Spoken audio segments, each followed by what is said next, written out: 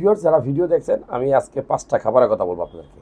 যে 5টা খাবার খেলে নর্মালি বাজারে যে ক্যালসিয়ামগুলো খান না, তার চেয়ে বেশি ক্যালসিয়াম পাবেন। নাম্বার 1, 1 গ্লাস দুধ। খুবই গুরুত্বপূর্ণ, গরুর 1 গ্লাস দুধ খাওয়ার চেষ্টা করবেন, বা যে কোনো দুধ, ছাগলের হোক মহিষের হোক। আর দ্বিতীয় যে খাবারটা খাবেন সেটা হলো কলা। খুবই গুরুত্বপূর্ণ, কলাতে প্রচুর পরিমাণে ক্যালসিয়াম থাকে। নাম্বার 3 যেটা খাবেন সেটা হলো যে খেজুর।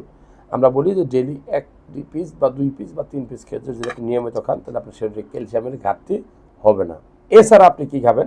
এছাড়া যে কোনো সময় আপনি এটা পেতে পারেন, চামড়া সহ যদি শশা খান, আপনার শরীরে ক্যালসিয়ামের ঘাটতি হবে না।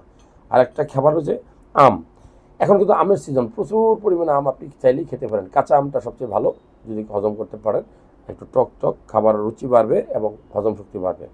আর লাস্টে যেটা বলবো, আমরা বলি যে ড্রাগন ফল এত বেশি পরিমাণে ক্যালসিয়াম থাকে যেটা চিন্তা করতে পারবেন না। সো আমি বলবো যে এই খাবারগুলো যদি আপনি নিয়মিত খান, দেখবেন যে আপনার শরীরে ক্যালসিয়ামের ঘাটতি হবে না।